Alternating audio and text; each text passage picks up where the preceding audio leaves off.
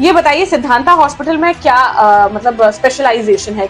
यह Bhopal memorial hospital जो 2000 में शुरू हुआ था, ये एक मध्य प्रदेश का सबसे बेहतरीन सुपर स्पेशलिटी अस्पताल था। हमने radio frequency ablation of pancreatic tumour India का सबसे पहली बार वहाँ पे किया था और 2016 नवंबर में हमने सेंट्रल इंडिया का पहला लिवर ट्रांसप्लांट कर दिया यहाँ। इंस्टीट्यूशन खोले जहाँ पे हम गरीबों को भी देख सकें और एक सुपर स्पेशलिटी अच्छा इलाज भी कर सकें। जी नमस्कार, मैं हूँ साक्षी राय और आप देख रहे हैं खरी बात न्यूज। फिर से एक बार बहुत बहुत स्वागत है आपका खरी बात न्यूज में। जैसे कि आपको पता है कि हम आपको खरी बात न्यूज के आमने सामने में लगातार किसी ना किसी ऐसी शख्सियत से रूबरू कराते रहते हैं जो या तो आपके फायदेमंद हो या आपकी नॉलेज के लिए बहुत ज्यादा जरूरी हो। तो ऐसे में ही आज जिस शख्सियत को हम लेकर आए हैं ये भोपाल में एक बहुत बड़ा नाम है और कहीं ना कहीं एक इन्होंने अपना खुद का ऐसा नाम बनाया है जिसको लोग बहुत अच्छे से जानते भी हैं। काफी पुराने हैं ये मैं आपको अभी का इंट्रोडक्शन दे दूं। ये सिद्धांता हॉस्पिटल, भोपाल के जाने माने सिद्धांता हॉस्पिटल के जो है डॉक्टर हैं और उसी के जो है ओनर हैं डॉक्टर सुबोध वार्ष्णेय जी। बहुत बहुत स्वागत है सर खरी बात न्यूज में आपका। दर्शकों को भी मेरा नमस्कार जी। सबसे पहले मैं आपको एक बात और बता दूं जो बहुत विशेष है कि काफी समय से इस फील्ड में है और काफी पुराने हैं जो है इस फील्ड के।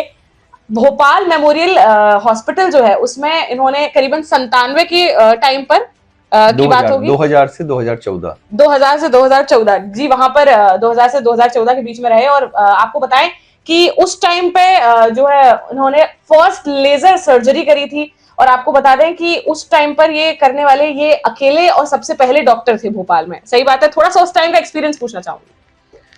यह भोपाल मेमोरियल हॉस्पिटल जो 2000 में शुरू हुआ था, ये एक मध्य प्रदेश का सबसे बेहतरीन सुपर स्पेशलिटी अस्पताल था। वहाँ की फैसिलिटीज बहुत ही अच्छी थी और ऐसी कोई भी सुविधा जो इंडिया में कहीं भी हो और जो जिन फील्ड्स में वहाँ पे हम लोग थे वो वहाँ भी होती थी। तो हम लोगों ने जैसे radio frequency ablation of liver tumour India का पहली बार वहाँ पे किया था।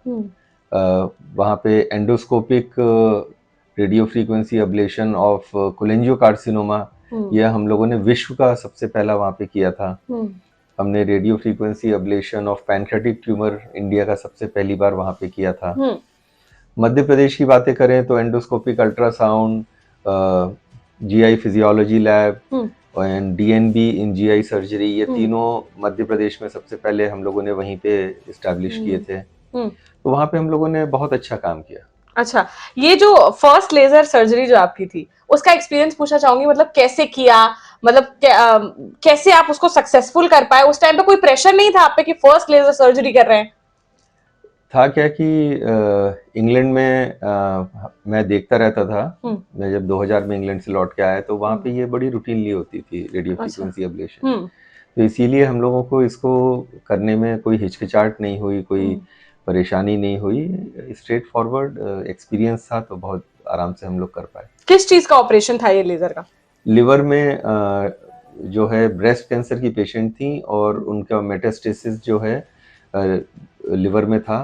तो जो लिवर में फैल गया था ब्रेस्ट कैंसर, उसका हम लोगों ने रेडियो फ्रीक्वेंसी एब्लेशन किया था। जी। अच्छा, सुनने में ये आया था कि किसी वो भी जो पेशेंट थी वो भी कोई खास शख्सियत थी, तो उनके बारे में भी थोड़ा जानना चाहेंगे। वो भी एक रिटायर्ड प्रोफेसर थी अपने ही एक कॉलेज से और काफी नामी ग्रामी हस्ती थी। जी बिल्कुल।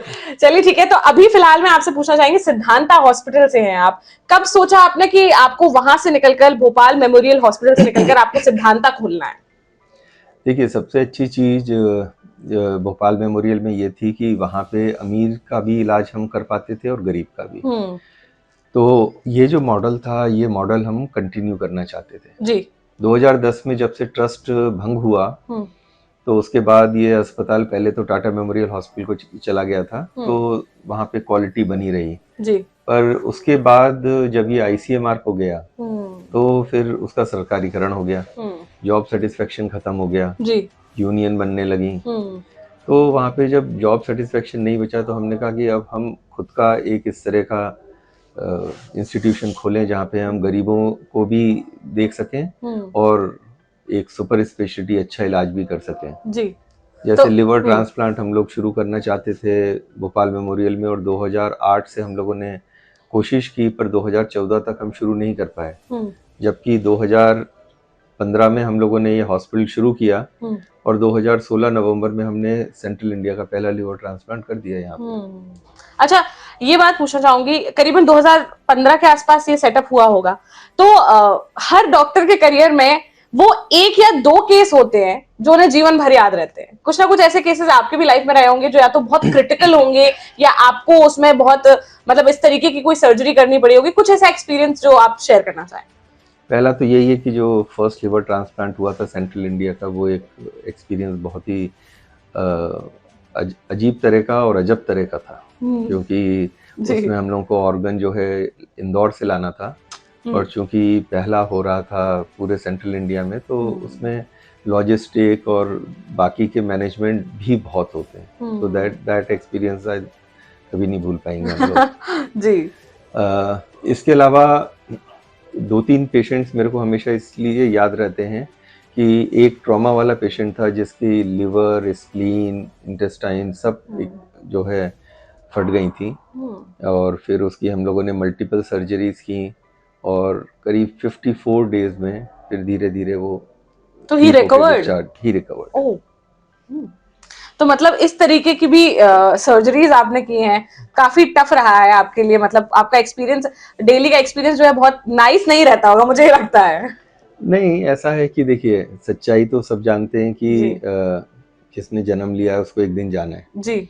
हमारा कर्तव्य ये है कि हम अपनी पूरी कोशिश करें ईमानदारी से कि अगर किसी की मृत्यु नहीं आई है तो वो बच जाए। बिल्कुल। काफी बार ऐसा भी होता है कि कभी जब डॉक्टर्स जो है वो केसेस करते हैं कुछ ऐसा, उनका कोशिश होती है कि वो अपना 110% दें, लेकिन फिर भी अगर किसी जो है पेशेंट की जान चली जाती है, तो कभी कुछ ऐसा हुआ है कि किसी कंट्रोवर्सी में फंस गए हो, मतलब जो गार्जियंस हो उन्होंने आपको ही ब्लेम कर दिया हो?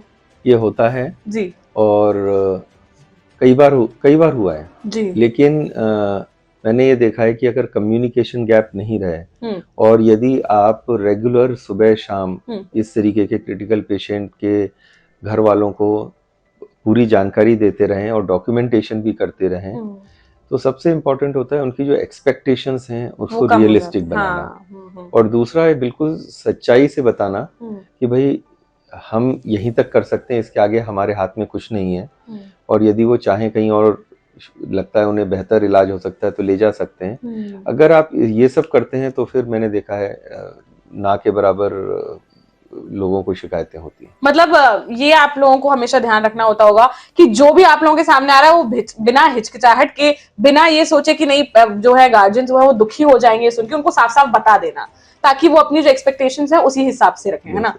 चलिए ठीक है, ये बताइए सिद्धांता हॉस्पिटल में क्या मतलब स्पेशलाइजेशन है, क्या किन किन केसेस में सबसे ज्यादा स्पेशलाइज है? हमारे यहाँ देखिए कार्डियक है तो हार्ट में हम लोग बाईपास हो, ओपन हार्ट सर्जरी हो, सब करते हैं।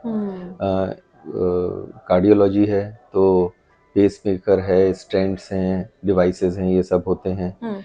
यूरोलॉजी में हम लोग किडनी ट्रांसप्लांट है और laparoscopic urology, endoscopic urology, laser, holmium, ये सब चीजें हैं।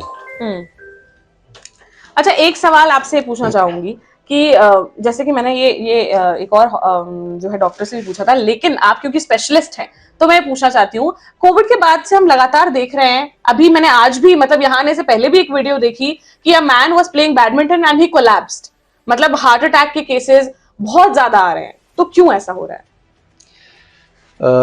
हम लोग भी देख रहे हैं कि यंग एज के जो लोग हैं उनको बहुत हार्ट अटैक्स आ रहे हैं। पहले हम लोग 30 साल से कम उम्र के लोगों को बहुत कभी देखते थे जी। साल में 1 या 2 बार, पर अब तो हर महीने एक तो आता ही है। हाँ। और इसी तरीके से ब्रेन स्ट्रोक के पेशेंट्स बढ़ गए हैं। तो 2 चीजें तो हमें समझ आई हैं कि कोविड के बाद और वैक्सीनेशन भी हुआ है, तो वैक्सीनेशन भी मैसेंजर आरएनए वैक्सीनेशन होता है जो थोड़ा सा आपकी बॉडी को जेनेटिकली मॉडिफाई कर सकता है।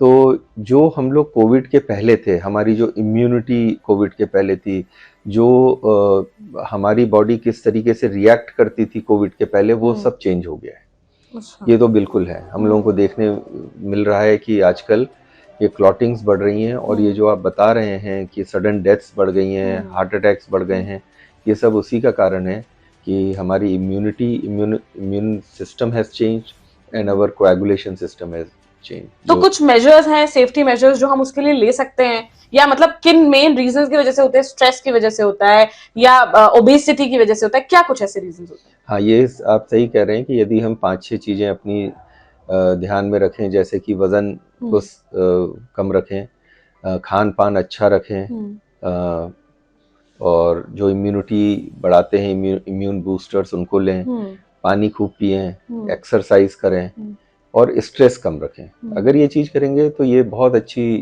होती है जीवन, अपनी लाइफ स्टाइल को चेंज करेंगे तो हेल्थ पे बहुत अच्छा इफेक्ट पड़ता है। जी, चलिए ठीक है। तो आज जो है डॉक्टर सुबोध वार्ष्णेय जी से आपको रूबरू कराया, तमाम मुद्दों पर बात करी, और आशा करते हैं जैसे कि मेरी कुछ जो डाउट्स हैं वो क्लियर हुए, उसी तरीके से आपके भी हुए होंगे, और आपके भी। मुझे लगता है कि काफी दर्शक जो है वो जब देखते हैं, तो हम जैसे कि इतने इंटरव्यूज डालते हैं, आप लगातार लिखते रहते हैं कि हाँ इसके लिए हमें मिलना है, ये करना है। तो अगर आप भी संपर्क करना चाहते हैं तो अभी आप जो है सिद्धांता हॉस्पिटल की वेबसाइट पर भी जा सकते हैं, वहां से कॉन्टैक्ट भी कर सकते हैं। हम भी डिस्क्रिप्शन बॉक्स में जो है कॉन्टैक्ट नंबर डाल देंगे। लेकिन किसी भी चीज के लिए आप कॉन्टैक्ट करना चाहते हैं, यहाँ पर कंसल्ट करना चाहते हैं, तो आप कर सकते हैं।